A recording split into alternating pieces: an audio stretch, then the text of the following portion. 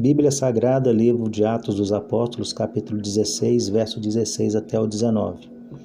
Aconteceu que, indo nós para o lugar de oração, nos saiu ao encontro uma jovem possessa de espírito adivinhador, a qual, adivinhando, dava grande lucro aos seus senhores. Seguindo a Paulo e a nós, clamava dizendo: Estes homens são servos do Deus Altíssimo e vos anunciam o caminho da salvação. Isso se repetia por muitos dias. Então Paulo, já indignado, voltando-se, disse ao espírito: Em nome de Jesus Cristo eu te mando, retira-te dela. E ele na mesma hora saiu.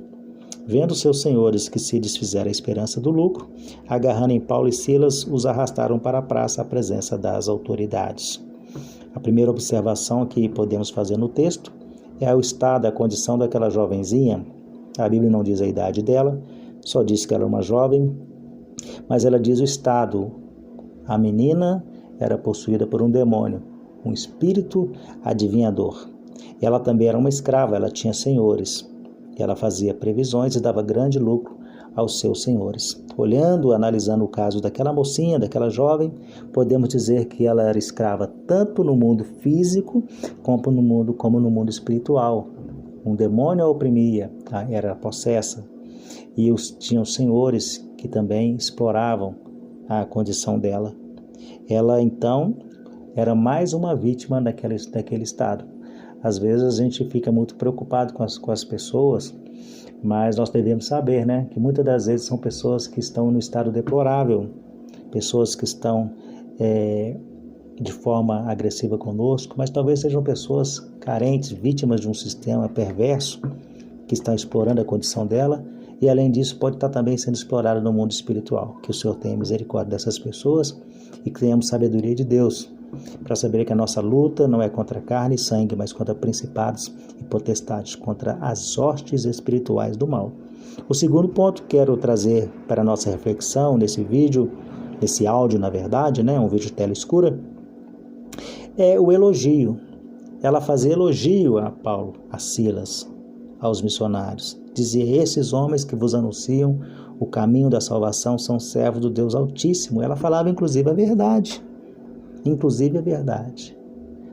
O ser humano, muitos, são tão carentes de elogios, de reconhecimento, de aprovação. Isso pode ser um laço, mesmo que o elogio seja verdadeiro. Mas quais as intenções por trás do elogio? Quais as segundas ou terceiras intenções? É muito bom a gente tomar muito cuidado com isso. O próprio Paulo fazia muito elogio aos seus colaboradores, seus cooperadores na obra no Evangelho de Cristo.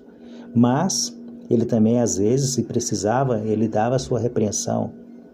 Ele chamava a atenção, ele exortava. Aquelas pessoas que trazem o elogio até nós, devemos analisar se é para o bem ou se é para o mal. Porque, às vezes, mais vale uma repreensão do que um elogio. A gente precisa saber disso. Mais vale uma palavra de exortação do que um elogio. Porque quando nós precisamos de exortação e chega um elogio, isso é um problema, isso é um estrago na nossa vida.